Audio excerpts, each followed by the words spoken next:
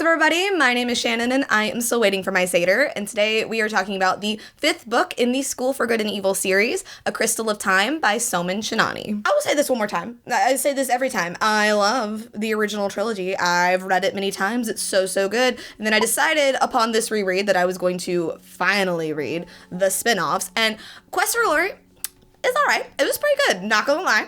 Very intriguing, very interesting. He built upon a lot of themes that I was surprised that he, went more in depth into, but found it kind of repetitive, found the pacing a little bit weird. I really did put off reading Crystal of Time. I just wasn't feeling it, wasn't sure, and honestly, it's the exact same feeling I had when I read the series for the first time. Like, I read the first School for Good and Evil book, and I was like, it was really good. Don't really know if I want to read the rest of them, but I liked it. And then I read the second book, and then I became obsessed with the series, and that happened again with Crystal of Time. This story is so good. I am obsessed with everything that happened in A Crystal of Time, and like the last hour was just so freaking good. I don't know how Soman Chainani did it. I don't know how he decided to make the story go in this direction, but it was just such an incredible ride from start to finish. And one of my favorite things is that the beginning of this book opens off with Agatha completely alone,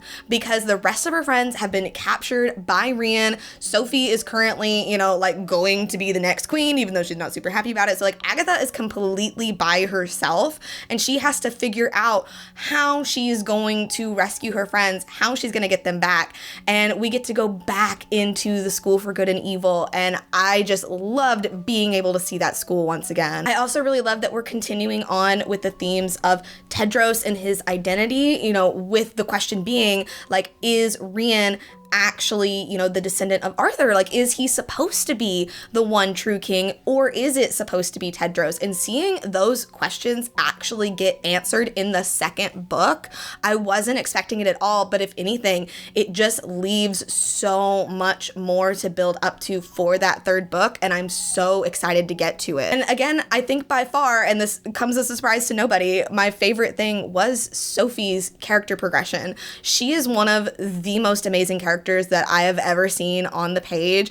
Just remembering where she started in the first School for Good and Evil book, and then see her in this book embracing her title as the Witch of Woods Beyond, and deciding that she is going to help. She's fighting for good, but she's doing it on her terms. She's doing it her way, and she's trusting that Agatha and Tedros will understand what she's doing. My jaw was on the floor. I couldn't believe that this is now the Sophie we have. She has come so far, and it's so weird to say, but I'm so proud of her just seeing this character journey, and I'm really excited to see again where that's going to go in the third book. I do have some caveats with this. Again, I did have that problem of this book being very repetitive.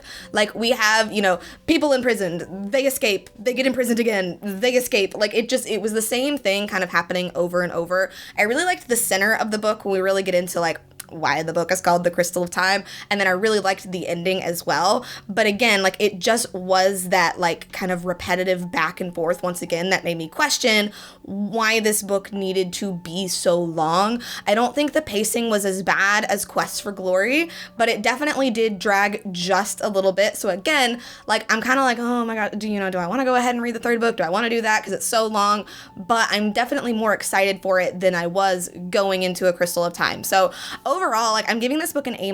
I honestly think that Soman Chainani has set up such an amazing continuation of his story.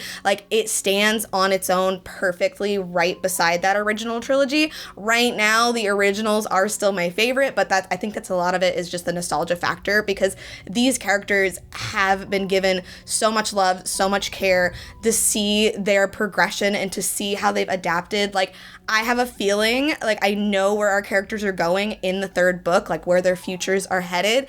And if I'm right, I'm so excited to see it. So if you have been reading along with me, or if you haven't read the spinoffs yet, they're getting so good, and I'm really excited to see how it's all gonna turn out. Anyway, thank you guys so much for watching this video. If you liked it, be sure to hit the like button down below, and don't forget to subscribe to Talk Books with me every week. That's everything I got for today, and I'll see you guys next time.